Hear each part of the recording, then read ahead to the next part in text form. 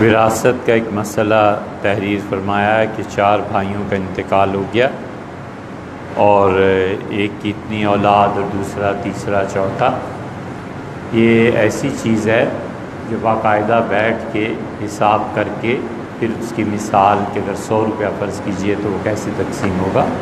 یہ آپ آئندہ جمعے کو ہم سے یہیں لے لیجئے گا، اور اگر آپ کو جلدی ہو تو فون کر لیجئے گا، کل پرسوں انشاءاللہ آپ جہاں کہیں گے پہنچا دوں، بشرطے کہ اسلام آباد میں.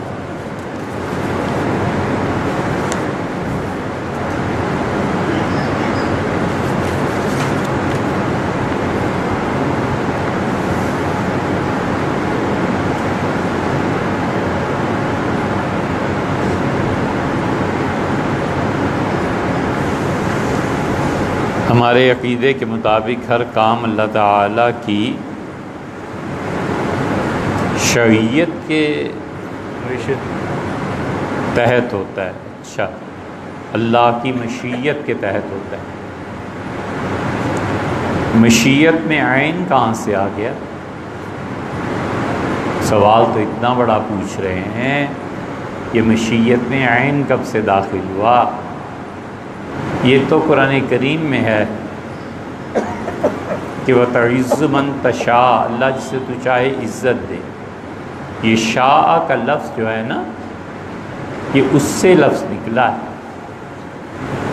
اول تو خیر سے اب لکھتے ہی نہیں، لیکن لکھتے بھی ہیں تو انشاء اللہ. یہ پرانے زمانے میں بزرگ لکھا کرتے تھے، اب نئی نسل تو لکھتی نہیں، اور اس کو بھی غلط لکھتے تھے. انشاء اللہ یہ لکھنا غلط ہے. الف نون اور شین کو ملانا چاہیے. الف الگ لکھتے تھے، نشا الگ لکھتے تھے، انشاء اللہ اس طرح بنتا تھا. تو اس سے بھائی یہ اردو کی تحریر میں غلطیاں کیوں کرتے ہو؟ مشیت یہ اس شاء سے نکلا ہے. یہب لمن یشاء ذکورا، اللہ جسے چاہے بیٹے دیتا ہے. یہ یشا کا لفظ جو ہے نا، یہ سب اصل میں ایک اسی سے اللہ کی مشیت کے ہوتا ہے. بالکل ٹھیک. اس کی روشنی میں اگر کسی شخص پر جادو ہو جائے اور اس کی وجہ سے تکلیف اٹھا رہا ہو تو اس میں کیا حکمت ہے؟ وہ چاہتے ہیں کہ تکلیف اٹھائے. اللہ تعالیٰ نے ارادہ فرمایا ہے کہ اسے تکلیف میں رکھیں. اس کی کیا حکمت ہے؟ اب یہ تو وہی جانتے ہوں گے. ملاقات کہیں ہو تو پوچھیے گا. سیدھی سادی سی بات ہے کہ اللہ کا چاہنا یہی ہے. اللہ کی مشیت اور اللہ کی رضا میں فرق ہے. چاہنا الگ چیز ہے اور راضی ہونا الگ چیز ہے. اللہ نہیں چاہتا یہ کہ لوگ گناہ کے کام کریں، لیکن ایک آدمی چوری کرتا ہے تو آپ کہیں اللہ کی مشیت سے چوری کرتا ہے، ٹھیک ہے، لیکن اللہ اس پہ راضی ہے، یہ بات نہیں. خدا کی مشیت کو ساکت کر دینے کا مطلب بڑا گہرا ہے، اور بہتر ہوگا کہ خیر اور شر کے فلسفے پہ جو چند ایک بیانات ریکارڈ کرائے ہیں انہیں آپ سنیں تو اس میں ایک جگہ یہ بحث ہے کہ اللہ تعالیٰ کا چاہنا کیا ہے.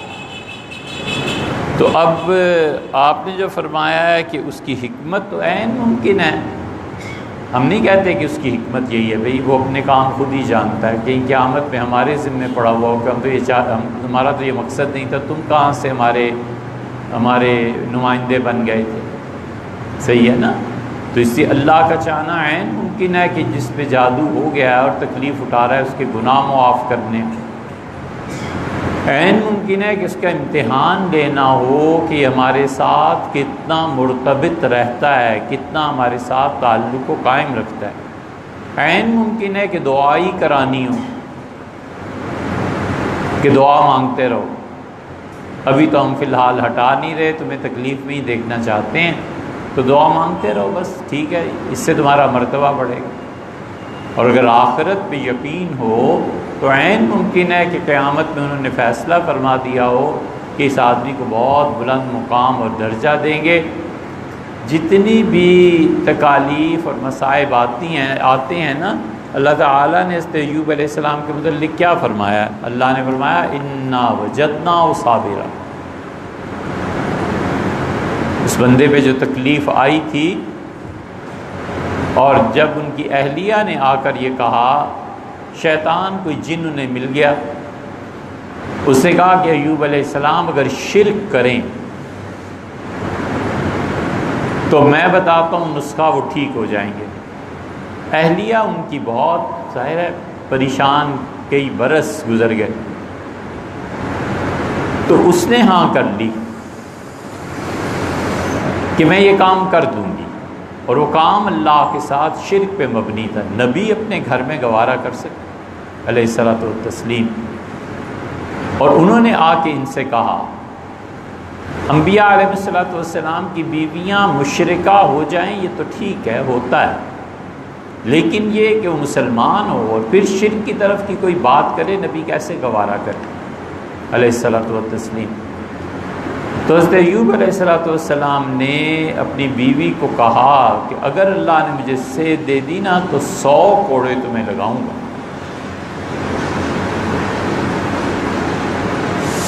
اور پھر انہوں نے اللہ سے دعا مانگی اور ان کا رب انی مسنی الضر، اللہ مجھے بہت تکلیف آ گئی۔ کیا حسن ادب ہے مانگنے میں بھی، وانت ارحم الراحمین، اور اللہ جتنے بھی دنیا میں مہربانی کرتے ہیں نا کہ کوئی کسی پہ، سب سے بڑا مہربان تو تو ہے۔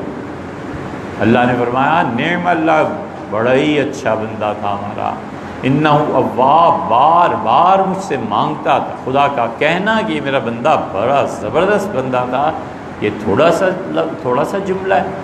ارکض برجلک، ہم نے کہا پاؤں مار زمین پہ، چشمہ پھوٹا، ہم نے کہا اس پہ نہاؤ اور یہ پانی پیو آپ ٹھیک ہو جائیں گے، ٹھیک ہو گئے۔ اللہ نے فرمایا، ہم نے کہا اچھا وہ جو تم نے قسم کھائی تھی نا، ایک شاخ لے لو جس کی برانچز آگے چھوٹی شاخیں 100 نکلی ہوئی ہوں، اور اس کو اپنی بیوی کو ایک مرتبہ چھوا دو ایسے، بس تو تمہاری قسم بھی پوری ہو گئی۔ اللہ تعالیٰ نے فرمایا اچھا اولاد تمہاری اس عرصے میں انتقال کر گئی تھی، غربت آ گئی تھی، جتنا کچھ تھا اس سے دگنا دے دیتے ہیں۔ تو مصائب اور تکالیف اس کے بغیر کی زندگی نہ اگر حاصل کرنی ہو تو اس کا آسان طریقہ یہ ہے کہ مر جائے۔ جب بخشش ہو جائے گی تو پھر آگے جنت کی زندگی ہوگی، وہیں مصائب اور تکالیف نہیں ہوں گی۔ بغیر مصیبت کی زندگی صرف ایک ہے اور وہ جنت کی۔ اگر کوئی شخص چاہتا ہے کہ یہاں بغیر مصیبت کی زندگی گزارے، اسے اس خیالی جنت سے نکل آنا چاہیے، جلدی نکلے، جتنا جلدی نکلے اتنا ہی بہتر ہے۔ اسے سمجھنا چاہیے کہ یہاں جو تکلیف نہیں پہنچی نا، اللہ کا شکر، یہ زندگی تکالیف ہی کے ساتھ ہے، مصائب کے ساتھ، پریشانیوں کے ساتھ، اور یہ زندگی تکالیف، مصائب اور پریشانیاں خالصتاً نہیں، اس سے بھی بڑھ کے امتحان کے ساتھ۔ یہ ہے بات، بس اتنا سمجھ لینا چاہیے کہ جب تک زندہ ہوں امتحان ہوتے رہیں گے، امتحان ہی نہیں ہے نا۔ اللہ نے فرمایا وَجَعَلْنَا بَعْضَكُمْ لِبَعْضٍ فِتْنَةً، اور لوگوں ہم نے تمہیں ایک دوسرے کے لیے آزمائش بنایا، امتحان۔ اولاد ماں باپ کے لیے آزمائش ہے، ماں باپ اولاد کے لیے آزمائش ہیں، بہن بھائی ایک دوسرے کے لیے آزمائش ہیں، شوہر بیوی ایک دوسرے کے لیے آزمائش۔ اور کہا تصبرون، جب کوئی ناگوار چیز پیش آئے تو صبر کرو گے، مطلب یہ کہ صبر کرو، یہ حل بتایا۔ اور کیا کیا حکمتیں ہوں گی آپ جانتے ہوں گے، وہ جانتے ہوں گے۔ اور جادو کرنے والے کا کیا معاملہ ہوگا؟ کبیرہ گناہ کرنے والوں کا جو معاملہ ہوگا وہی جادو کرنے والے کا بھی معاملہ ہوگا۔ کبیرہ گناہ ہے۔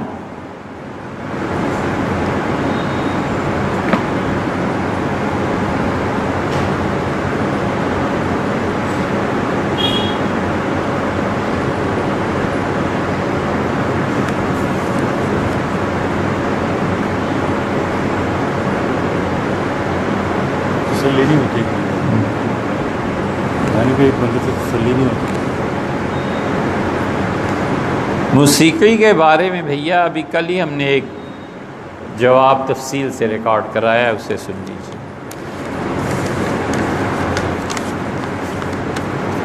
اور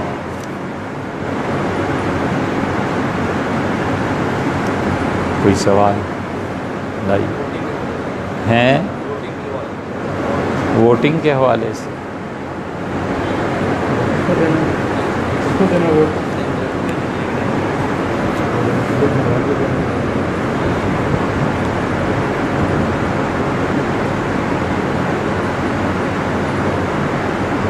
یہ نمایاں نہیں ہو سکتا.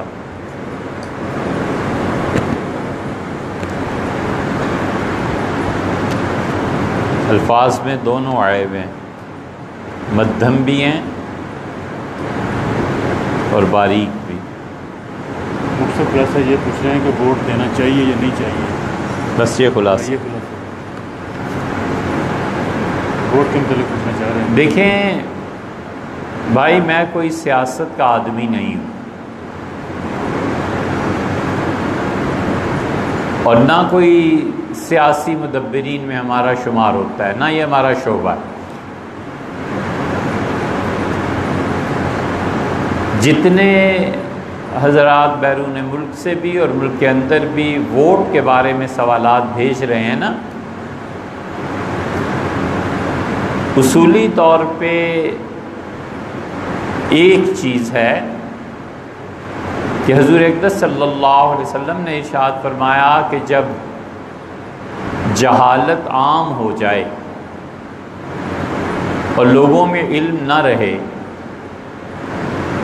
تو جس کو اللہ نے علم دیا ہوا ہو اسے چاہیے کہ وہ اپنے علم کا اظہار کرے.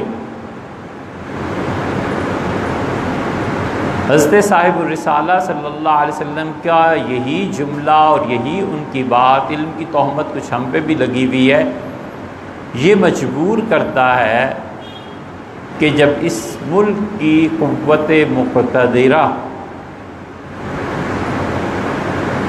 اور اس ملک کے ارباب بست و کشاد دین میں دخل دیں اور دین کی جڑ کو چھیڑیں اور خاص طور پہ عقائد میں جب وہ میدان میں آئیں تو ہمیں ان کا مقابلہ کرنا ہے.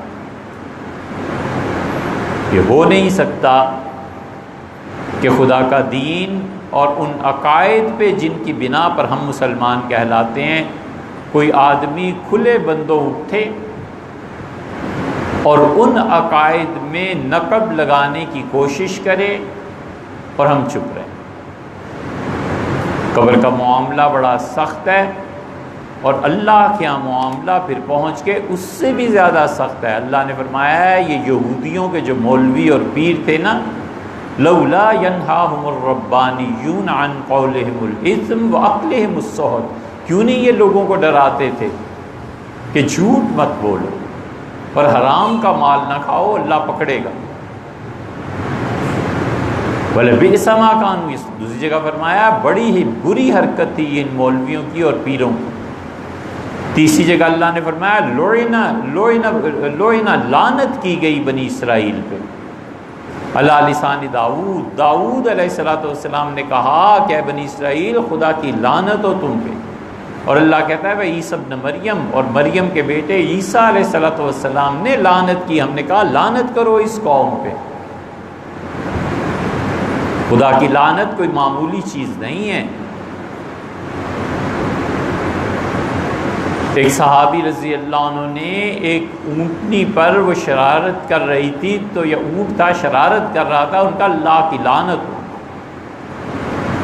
تو رسول اللہ صلی اللہ علیہ وسلم نے فرمایا یہ کیا جملہ کہا تم نے؟ اور فرمایا جو تم نے کہا ہے نا اللہ کی لعنت اب اس پہ پڑ گئی ہے. صحابہ کرام رضی اللہ عنہم کہتے ہیں وہ اونٹنی جنگل میں اکیلی پھرتی تھی، ڈر کے مارے اس کے قریب کوئی نہیں جانتا تھا کہ خدا نے اس پہ لعنت کی. لعنت کا مطلب یہ ہے کہ برکت کا اٹھ جانا، لعنت کا مطلب یہ ہے کہ خدا کے غضب کا نازل ہونا. اس لیے بات سیاست کی نہیں، بات دین کی ہے. کیوں آپ آرتی کرتے ہیں؟ اور جن کے جد امجد حضرت رسالت پناہ صلی اللہ علیہ وسلم شرک کو مٹانے آئے تھے، ان کی نسل میں ان کا پوتا اور پڑپوتا سید مراد سندھ کا وزیر اعلیٰ، وہ بھی شریک ہے ساتھ۔ تمہارے آباء و اجداد دنیا سے شرک مٹانے آئے تھے یا یہ کرنے آئے تھے؟ اس کا نتیجہ یہ نکلتا ہے ان کرتوتوں کا کہ لوگوں کے دل سے عقیدے کی اہمیت نکل جاتی ہے، لوگوں کے دل سے ان چیزوں کی نفرت نکل جاتی ہے۔ اور دوسرا عذاب و ختم نبوت کے سلسلے میں ملک میں جو کچھ کیا، شوکت صدیقی صاحب کی رپورٹ آئی بھی ہے، پڑھو اسے، کتنوں نے پڑھا ہوگا؟ کل ہی وہ سامنے آئی ہے اور ہم نے جتنا پڑھ سکتے تھے اسے پڑھا۔ انہوں نے لکھا ہے یہ بات صحیح ہے یا غلط، جن کے نام ہے وہ پارٹی اور اس پارٹی کے مین لیڈر جانے۔ انہوں نے لکھا ہے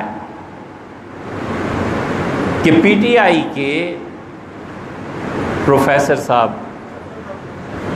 شفقت محمود صاحب اور انوشا رحمان، انہوں نے مل کے ختم نبوت کے متعلق یہ ساری چیز کی ہے۔ اس پہ تحریک ایک طرح کی اٹھی، فیض آباد بند ہو گیا، پھر آئی ایس آئی کے لوگ آئے، میجر جنرل آئے، پھر انہوں نے معاہدہ کرایا، یہ سب ہوا ہے، آپ سب جانتے ہوں گے، زیادہ اس کی تفصیل نہیں کرنی بھی کیا ہے۔ یہ ختم نبوت حضور صلی اللہ علیہ وسلم کی اس درجے کے گھرا ہوا مسئلہ ہے کہ سیاستدان اس طرح سے کھیلتے رہے اور کوئی نہ بولے، کوئی کچھ نہ کہے۔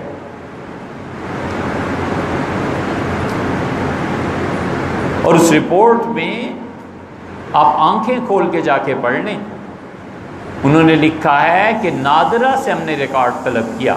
نادرہ والے اگر بیٹھے ہوں تو کوئی حرج نہیں ہے یہ بات کہنے میں، اگر کوئی بھی بیٹھا ہے تو جا کے پوچھ لیجئے گا۔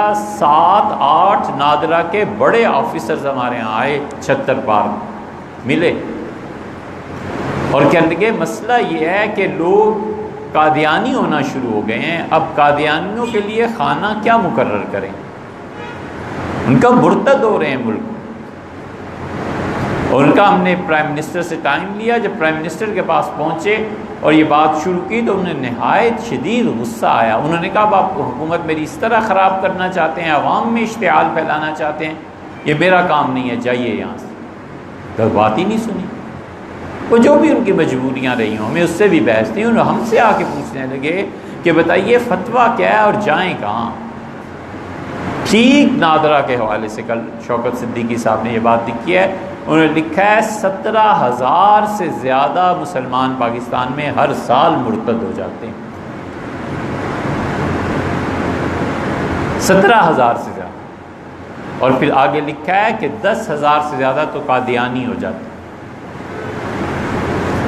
ہم نے مانا وہ قادیانی نہیں ہوئے، ہم نے مانا باہر کے ممالک کے لیے انہوں نے ویزا لیا، مگر آپ سوچیں جب ایک مرتبہ حجاب اتر جائے اور ختم نبوت کی کوئی اہمیت باقی ہی نہ رہے تو اس کے دل میں قادیانیت کے متعلق یہ نرم گوشہ تو پیدا ہو گیا نا کہ یار مسلمانوں کا ہی ایک فرقہ ہے، کیا کفر اسلام کی مولویوں کی بحث ہے، اور کل کو اس کی اولاد اگر قادیانی ہو تو اسے کبھی بھی احساس ہوگا کہ میری اولاد جہنم کے راستے پہ چل پڑی۔ حضرت رسالت مآب صلی اللہ علیہ وسلم سے کوئی تعلق ہمارا نہیں رہا، کہاں سے شروع کریں؟ اس سے بحث نہیں ہے آپ مانے نہ مانے۔ اللہ کا جن لوگوں پہ انعام ہوتا ہے، علامہ اقبال نے بھی اسے لکھا ہے، بہت لوگوں نے لکھا ہے، صوفیہ نے بھی لکھا ہے، کئی ایسے آتے ہیں کہ وفات ہوئی اور وفات سے پہلے رسول اللہ صلی اللہ علیہ وسلم کا جسد مثالی ان کے سامنے رکھا گیا اور رسول اللہ صلی اللہ علیہ وسلم تشریف لائے اور پاؤں مبارک آگے کیا کہ لو تم اتنی حسرت تھی میرے پاؤں چومو، قبر میں دکھائے جائیں گے۔ ماذا تقول فی ھذا الرجل الذی بعث فیکم، اس شخص کے بارے میں تمہارا کیا عقیدہ ہے جو تم نے میں نبی بنا کر بھیجا گیا تھا۔ حشر میں رسول اللہ صلی اللہ علیہ وسلم دکھائے جائیں گے، ساتھ چلنا ہوگا، شفاعت ہوگی، درخواست کرنی ہوگی کہ میری بھی شفاعت کریں، مجھے جہنم سے کسی طریقے سے اس شفاعت سے بچا لیں۔ کہیں واسطہ، کہیں منہ نہیں لگے گا رسول اللہ صلی اللہ علیہ وسلم سے، اتنی بے وفائی ہے۔ ہم سب کو سوچنا چاہیے کہ جن لوگوں کے نام آئے ہیں کہ انہوں نے قادیانیت کے متعلق وہ تحریک اور یہ چیزیں پیش کی تھی، ان کی پارٹی کے چیئرمینز خود ان کے ساتھ کیا کرتے ہیں۔ اگر وہ ہفتہ 10 دن تک کچھ نہیں کرتے اور انہیں علم بھی ہے کہ ان کی پارٹی میں ایسے لوگ پائے جاتے ہیں جو قادیانیت کی نہ صرف دعوت بلکہ قادیانیت کا مسئلہ ہی کچھ نہیں سمجھتے، تو آخر کیا ایمان ہے آپ کا؟ کبھی رسول اللہ صلی اللہ علیہ وسلم سے سامنا نہیں ہوگا، کبھی ان سے منہ نہیں لگے گا، کبھی واسطہ نہیں پڑے گا، کبھی ان کی ضرورت پیش نہیں آئے گی۔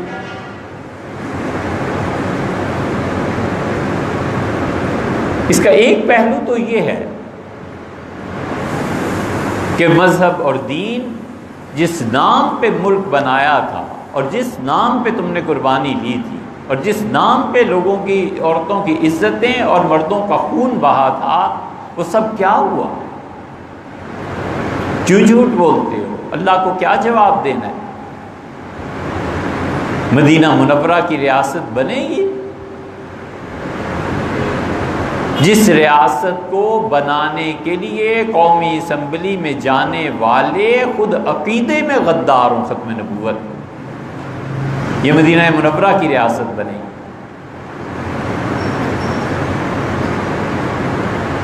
آخر دین پہ غیرت کسی چیز کا نام ہے یا نہیں ہے؟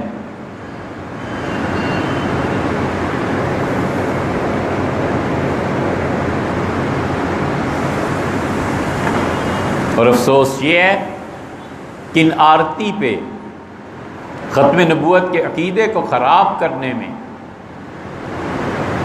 قبروں پر جھکنے میں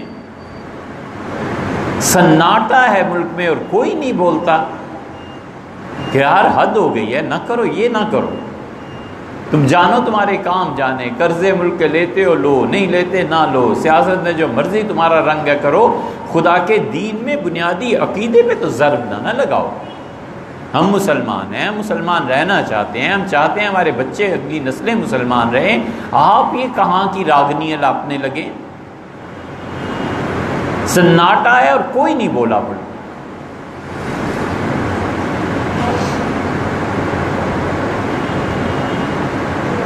یہ بات جو کہنی ہے آپ مانیں یا نہ مانیں، اس سے کوئی فرق نہیں پڑتا، نہ دین پہ نہ کسی اور چیز پہ۔ ایک بزرگ دلی تشریف لائے تو ان کے ایک مرید نے کہا کہ حضرت، میں کسی زمانے میں بہت گناہ گار آدمی تھا اور یہاں میری 2 سہیلیاں رہتی ہیں، اب دلی آنا ہوا ہی ہے تو اجازت دیں مل ہم، اور گناہ کچھ نہیں، وہ بھی بڈھی ہو گئی، ہم بھی بڈھے ہو گئے، اب کیا، لیکن محبت ہے تو اجازت ہوئی، چلے گئے۔ اگلے دن حضرت نے اس سے کہا کہ وہ تمہاری سہیلیوں کا کیا ہوا؟ انہوں نے کہا حضرت وہ بس ملی تھی، بات چیت ہوئی، توبہ طائب ہو گئی، نماز پڑھ رہی تھی، میں تو گیا تو مغرب کی نماز ہو رہی تھی، حضرت بھیا ان سے ہمیں بھی ملاؤ۔ وہ حیران پریشان کہ حضرت کو کیا ہو گیا، چپ ہو گیا۔ پھر جب اصرار ہوا تو اس نے پیغام بھجوایا کہ ہمارے حضرت بھی تمہارے گھر آنا چاہتے ہیں۔ وہی پریشان کہ ہمارا کیا کردار رہا اور کتنے بڑے بزرگ، نام ہمیں معلوم ہے، اس لیے نہیں لیتے کہ خام خواہ لوگوں کو ان سے بدگمانی ہو گئی۔ گئے، بیٹھے، ابلے ہوئے چاول انہوں نے رکھے اور دودھ پیش کیا۔ پھر اس نے کہا کہ ولزلی آ گیا؟ دوسری بہن نے جواب دیا ہاں آ گیا۔ ولزلی کو کھانا کھلا دیا؟ آکھا کھلا دیا۔ باندھ دیا؟ باندھ دیا۔ یہ کیا؟ یہ کیا۔ حضرت نے فرمایا یہ ولزلی کون ہے؟ وہ مرید پریشان تھے کہ حضرت چلے کہاں گئے اس محلے میں اور ان عورتوں کا کھانا کھانے، تو فرمایا ولزلی کون ہے؟ انہوں نے کہا حضرت ہم نے ایک کتا رکھا ہوا ہے، اس کا نام ولزلی ہے۔ فرمایا یہ نام کیوں رکھا ہے؟ انہوں نے کہا حضرت سلطان ٹیپو کو شہید اس نے کیا تھا، ہم کچھ نہیں کر سکتی، اتنا تو کر سکتی ہیں کہ اپنے کتے کا نام اس کے نام پہ رکھیں۔ حضرت نے فرمایا کہ مجھے کچھ پتہ نہیں تمہارا، رات میں نے خواب میں دیکھا کہ تم جنت میں دونوں بہنیں گھوم رہی تھیں، میں نے فرشتوں سے کہا کہ یہ کون ہے؟ انہوں نے کہا یہی وہ آپ کے مرید کی دوستیاں اس سے ہیں۔ میں نے کہا یہ کیسے جنت میں؟ انہوں نے کہا اللہ نے فرشتوں سے کہا کہ وہ جو اس کو غیرت آئی تھی نا ٹیپو کے خون پہ، ہم نے سارے گناہ معاف کر دیے۔ اللہ کے یہاں غیرت بھی تو کوئی چیز ہے کہ نہیں؟ خدا مجھ سے اکیلے تنہا سے کل پوچھے کہ تمہارے سامنے یہ کرتوت ہو رہے تھے، ممبر تھا، اس پہ بیٹھ کے تم نے کیا کہا، تو میں کیا جواب دوں گا یار، میرا تو اپنا مسئلہ ہے۔ دوسری بات، یہ طے شدہ بات ہے کہ اس جمہوریت کا ایک ہی بچہ پیدا ہوا ہے، اور اس جمہوریت نے ہمیشہ ایک ہی چیز کو پیدا کیا، اور وہ سیکولر، ہمیشہ سیکولرزم کا نظام آئے گا۔ اس لیے کہ اکثریت کی بنیاد پر فیصلہ ہوتا ہے۔ ہمارے یہاں تو جمہوریت ہے ہی نہیں، یہ کسی کو غلط فہمی ہے نا کہ اس ملک میں جمہوریت ہے، کچھ نہیں۔ یہ لکھا ہوا موجود ہے، 71 کا جب سانحہ ہوا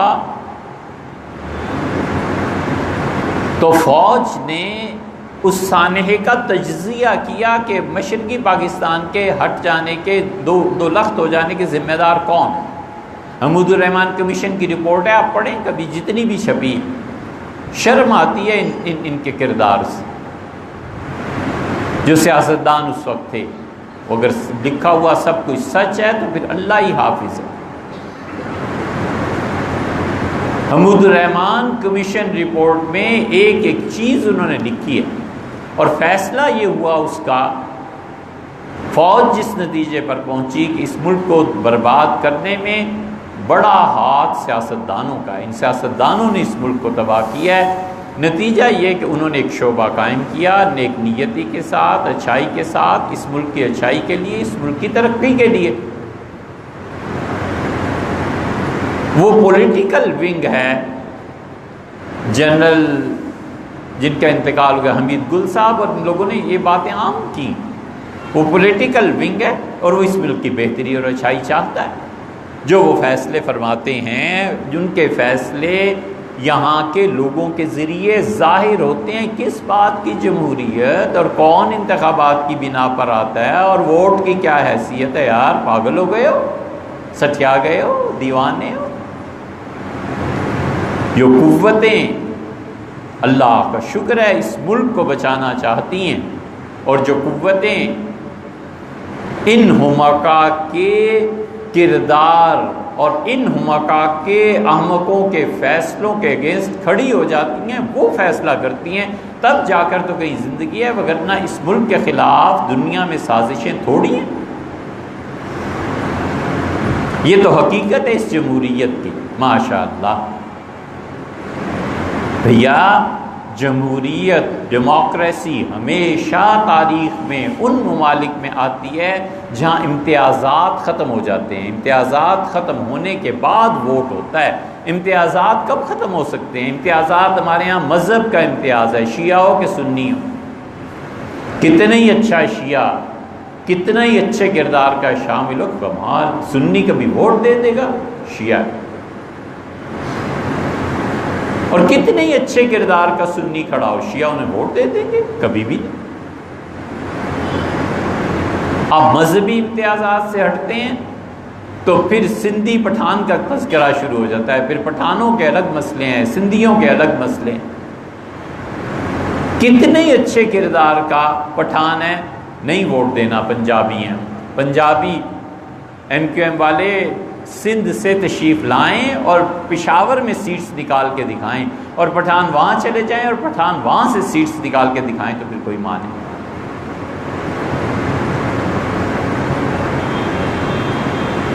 زبان، علاقہ، مذہب،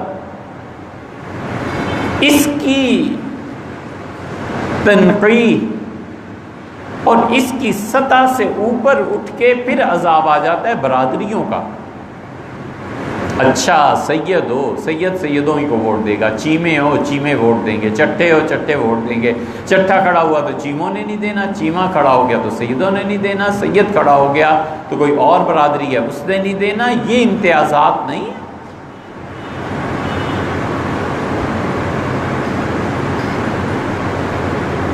تقسیم در تقسیم ہے، ٹکڑوں کے بھی ٹکڑے ہیں۔ یہ امتیازات اگر ختم نہیں ہوں گے تو حقیقت میں جمہوریت کہاں سے آئے گی؟ جس یورپ کے پیچھے اور امریکہ کے یورپ اور اس سسٹم کے پیچھے چل رہے ہیں کہ جمہوریت اور جمہوریت بہتر ہے اور اچھی ہے، یار انہوں نے جمہوریت کو اپنے ممالک میں قائم کیا تھا، بنیادی امتیاز مٹا کر پھر قائم کیا تھا۔ آپ اس کو کیا کر رہے ہیں؟ بنیادی امتیاز تو کبھی بھی ختم نہیں ہو سکتا۔ پھر اس جمہوریت سے سیکولرزم جنم لیتا ہے۔ اللہ نے فرمایا ہے ان تطع اکثر من فی الارض یضلوک عن سبیل اللہ، اور اگر زمین میں اکثریت کی پیروی تم کرو گے، اکثریت کے پیچھے چلو گے تو یہ یقیناً تمہیں خدا کی راہ سے ہٹا دیں گے۔ اسمبلی کی اٹھا لیں ساری رپورٹس، ہم اس بنا پر نہیں کہتے کہ کوئی تعصب ہے، اس بنا پر کہ یہ پڑھتے رہتے ہیں۔ اسمبلی میں کتنے دن آئے ہیں ممبرز اور کتنی تنخواہ لی ہے؟ جو مراعات آپ نے انہیں دے رکھی ہیں پاکستان میں کسی اور کو حاصل؟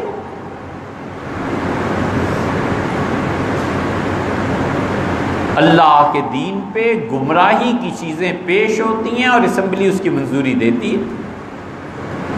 اچھا نہیں دیتی، چلیے مان لیا، آپ نے کتنی چیزیں ایسی پیش کی ہیں جس سے ملک میں اسلام کے قانونی نظام کے لیے پیش رفت ہو، اور یہ تو کھلے گا صاحب۔ ہم آپ سے عرض کر رہے ہیں کسی دن جب کسی نے انکشاف کیا آپ پہ کہ جتنا اسلامی قانون کا حصہ ضیاء الحق کے دور میں بنایا گیا تھا اندر ہی اندر وہ تبدیل بھی کر دیا گیا، کسی کو کچھ خبر نہیں ہے۔ اور سابقہ حکومت کے جو وزراء ہیں انہوں نے اندر ہی اندر اسے تبدیل کر دیا۔ ہماری بحث ہوتی رہی، بات ہوتی رہی کہ یہ نہ کریں، یہ کریں اور یہ کریں اور یہ نہ کریں۔ اسلامی نظریاتی کونسل میں جب معاشرانی صاحب تھے تو معاشرانی سے کئی مرتبہ بات ہوئی کہ حضرت یہ قانون کیسا ہے، یہ کیسا ہے، اس کو ایسے کریں ایسے کریں۔ یہ ان چیزوں کی بنیاد پر کہہ رہے ہیں جو ہم نے اپنی آنکھوں سے دیکھی ہیں اور خود چل کر گئے ہیں، یہ نہیں ہے کہ ہم نے کہیں سے سن لی اور سنی سنائی اڑا دی۔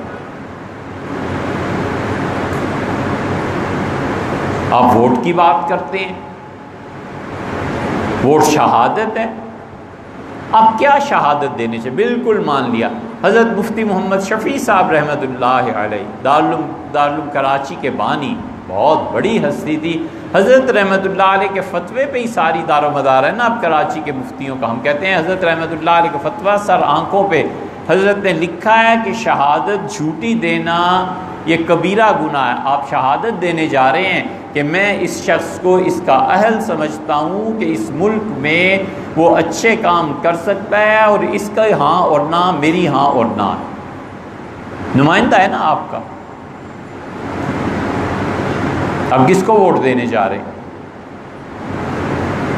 آپ جاتے ہیں ایک ایسی پارٹی کے ممبر کو ووٹ دینے جنہوں نے ختم نبوت کے مسئلے پہ بلا کر پوچھا تک نہیں کہ یار یہ کدھر سے فتنہ شروع ہوا ہے، نکالو ان کو پارٹی سے۔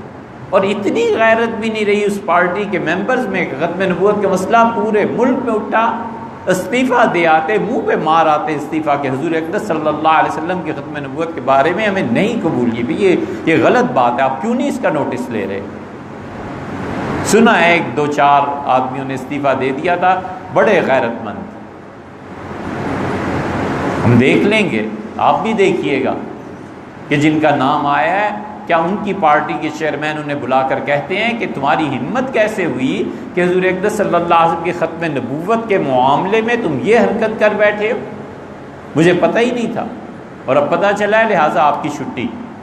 حضور صلی اللہ علیہ وسلم سے منہ لگنا ہے قیامت میں جا کر، تم سے تو نہیں۔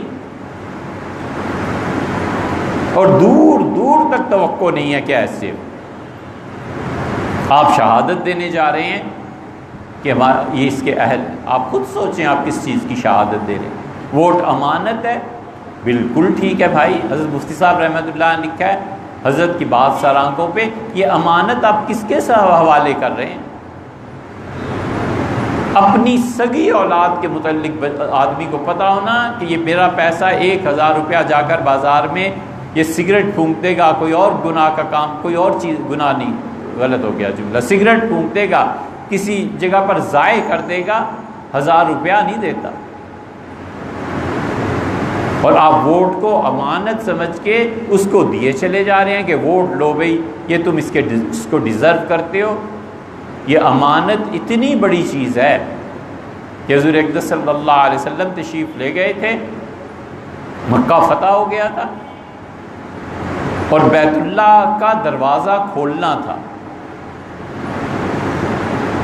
اور عثمان بن طلحہ کے پاس چابی تھی اور وہ ریلکٹنٹ تھے کہ پتہ نہیں یہ چابی مجھے ملے گی کہ نہیں ملے گی. سیدنا علی رضی اللہ عنہ نے انہیں دھکا دیا، کہا نکالو چابی، تمہیں پتہ نہیں حضور صلی اللہ علیہ وسلم انتظار کر رہے ہیں. عثمان اٹھے اور چابی لے کے رسول اللہ صلی اللہ علیہ وسلم کے ہاتھ پہ رکھی اور کہا اللہ کے رسول یہ امانت ہے.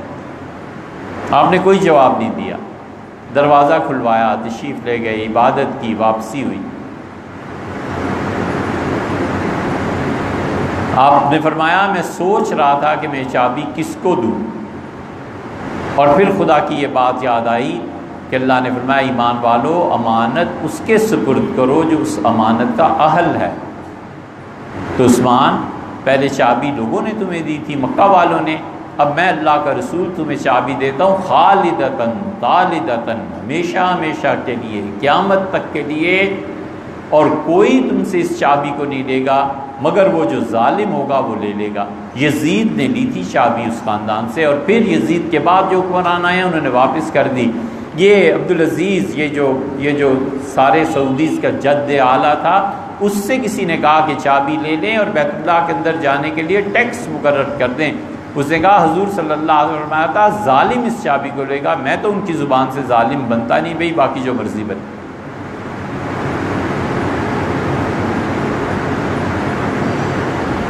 اس لیے کیسی ڈیموکریسی ہے؟ اصغر خان صاحب نے جو کیس کیا تھا کہ اتنے پیسے دیے گئے اور اس بنا پر ساری سازش تیار کی گئی یا جو کچھ بھی ہوا، اس کا فیصلہ کیوں نہیں ہو گیا؟ اور کیسا ووٹ ہے اس کا تقدس. سبحان اللہ، ووٹ دے کے تمہیں آگے بھیج دیں تاکہ تم کل جا کر پھر خدا کے ساتھ شرک کی راہیں کھولو اور عقیدے میں دخل دو. اور جیسے یہ ملک، اسی لیے ایک آدمی بتاؤ یار، کہیں ہزاروں نے دیکھا ہے نواز شریف صاحب نماز پڑھتے ہیں، لاکھوں نے دیکھا ہے عمران خان صاحب نماز پڑھتے ہیں، بلاول نے کبھی ایک آدمی بتاؤ کہ نماز کسی کے سامنے پڑھی ہو؟ یہ کردار ہے نا. وہ خود کہتے ہیں کہ با کردار کو ووٹ دو، ہم کہتے ہیں حضرت با کردار کو ووٹ دیں، آپ کا کردار کیا ہے؟ اس لیے اگر اس نظام میں شرکت کرنی ہے تو سب سے پہلی بات یہ ہے کہ ہمیں اگر کوئی کام کرنا ہے، اگرچہ میں اکیلا اس بات کو کہوں، لیکن ہمیں اگر کوئی کام کرنا ہے تو ہمیں ان سارے جمیلوں سے، ووٹ سے، جمہوریت سے جان چھڑا کے اپنا پیسہ اور اپنا وقت اس ملک کے تعلیمی نظام پہ لگانا چاہیے. کسی طرح ہم کامیاب ہو جائیں کہ ہم اپنا نصاب مرتب کریں اور ہم اپنے اسکول بنائیں اور ہم اپنے بچوں کو، اگلی نسلوں کو وہی پڑھائیں. اگر ہم تبدیلی چاہتے ہیں، انلائٹنمنٹ کی تحریک جس کا نام اچھل اچھل کے وہ لیتا تھا مشرف، اللہ تعالیٰ دونوں جہان اس کے برباد کرے. اس کے دور میں تو داڑھی رکھنا اور ٹوپی سر پہ رکھنا عذاب ہو گیا تھا، اس نے عذاب بنا دیا. رسوا فرمائے اللہ تعالیٰ دونوں جہانوں میں اسے. انلائٹنمنٹ، ہم نے کہے حضرت انلائٹنمنٹ کے تو آپ کو سپیلنگ ہی آتے ہوں گے، اس سے زیادہ آپ کو کیا آتا ہوگا؟ انلائٹنمنٹ کے لیے، جمہوریت کے لیے 200 سال یورپ نے محنت کی ہے. 200 سال کے بعد انلائٹنمنٹ کے اثرات آنا شروع ہوئے. اگر ہم نے کوئی کام کرنا ہے، ہمیں چاہیے کہ ہم اپنا ٹائم اور اپنا پیسہ ان دونوں چیزوں کو تعلیم کے فروغ کے لیے لگائیں، اپنی آئندہ نسلوں کو پڑھائیں، ان کے نصاب میں رکھیں کہ بیٹے جمہوریت کیا ہوتی ہے، بیٹے عقیدہ کیا ہوتا ہے، صحیح عقیدہ حضور اقدس صلی اللہ علیہ وسلم کیا چھوڑ کے امت میں گئے تھے. ہم اپنے بچوں کو پڑھائیں کہ دنیا میں کس طرح نظام چلتے ہیں، اسلام نے کیا نظام آپ کو دیا ہے، پولیٹیکل سسٹم اسلام کا کیا ہے جس پہ لوگوں نے نہیں پڑھا، سیکولرزم کیا ہے، کمیونزم کیا ہے، سوشلزم کیا ہے. ہم اپنے بچوں کو پڑھائیں تاکہ آئندہ وہ اس مصیبت سے نہ گزریں جس مصیبت سے اب ہم لوگ گزر رہے ہیں. انہیں پتہ ہو کہ اسلام نے کیا نظام دیا اور کیسے. آئیڈیل بات تو یہ ہے، ان سب چیزوں کو چھوڑو، پیسے لاؤ اور وقت دو تعلیم کا کام. اگر یاد ہو تو پوچھ لینا، یہ ایسی بات ہے جو شاید نہ کرنا زیادہ مناسب ہو. امریکہ سے کچھ دوستوں نے خان صاحب سے کہا تھا ملنے کو، تو تشریف لائے. 1994 یا 96 کی بات ہے، ان کی تشریف آوری ہوئی تو بات سیاست پہ کر رہے تھے. ہم نے کہا خان صاحب اس سیاست کا آخری ہدف کیا ہے؟ اس ملک میں قوت اور اقتدار کو سنبھال لینا، اس ساری سیاست کا آخر یہی نتیجہ نکلا. بڑی طویل گفتگو فرمائی انہوں نے. فرمانے لگے ہاں. ہم نے کہا اس کے ذریعے تبدیلی لانا. فرمانے لگے ہاں. ہم نے کہا ہم آپ سے عرض کریں، آپ اس ملک کے نظام تعلیم کو شروع کریں. اللہ تعالیٰ نے جو مقام اور شہرت دی ہے، آپ اس ملک میں تعلیم کو لے لیں. 20 سال گزرنے دیں صرف، اور 20 سال بعد یہ قوم کے بچے پلیٹ میں رکھ کے اقتدار آپ کی خدمت میں پیش کریں گے. اب اس ملک کے نظام تعلیم کو سنبھال لیں، بس اتنا ہی کافی. نہیں مفتی صاحب بہت دیر لگے. ہم نے کہا دیر تو پھر اتنی 200 سال کے بعد نہیں لائے. اس لیے آئیڈیل کام اگر کرنا ہے نا، ان جھنجھٹوں سے نکلو، پیسے اور وقت و تعلیم کو. اور دوسری صورت یہ ہے کہ آپ اس سسٹم میں رہنا چاہتے ہیں تو ایسے افراد ان پر محنت کریں، انہیں ووٹ دیں جن کا ذہن بنا ہوا ہو کہ ہم اس ملک میں پارلیمانی نظام کے بجائے صدارتی نظام لائیں. امریکہ میں صدارتی نظام ہے، وہ اس منحوس جمہوریت سے پھر بھی بہتر ہے. اگر آپ کو انتخاب ہی کرنا ہے تو ہم صدارتی نظام کو چاہتے ہیں، ہم اس پارلیمانی نظام کو نہیں چاہتے. صدر مملکت اپنے وزیر لائے، اپنے سیکٹریز لائے، جو امریکن سسٹم ہے وہ چاہتے ہیں.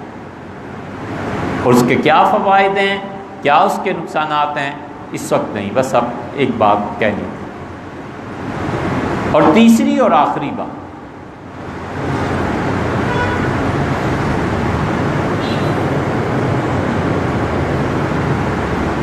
کہ ہم اپنے نمائندوں سے یہ مطالبہ کریں، ان کا ذہن بنائیں، بشرطے کہ وہ نمائندہ ملے بھی.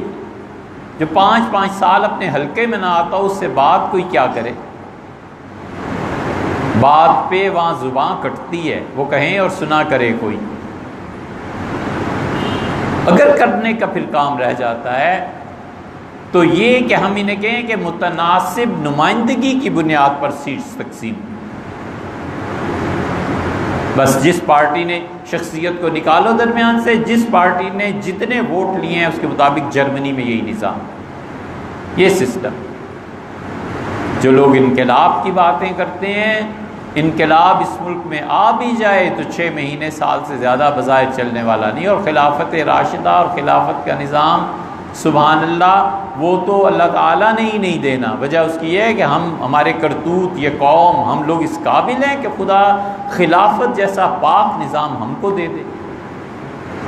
اس لیے متناسب نمائندگی یا صدارتی نظام اگر کام کرنے کا ہے تو اس کے لیے محنت کرنی چاہیے، ووٹ دینا چاہیے. وگرنہ اس پارلیمانی نظام میں، اور یہ جو بد کردار آدمی ہے، یہاں شہادت آپ کس چیز کی دیں گے، یہاں امانت آپ کہاں سے پوری کرنے جائیں گے، یہ ہماری سمجھ میں نہیں.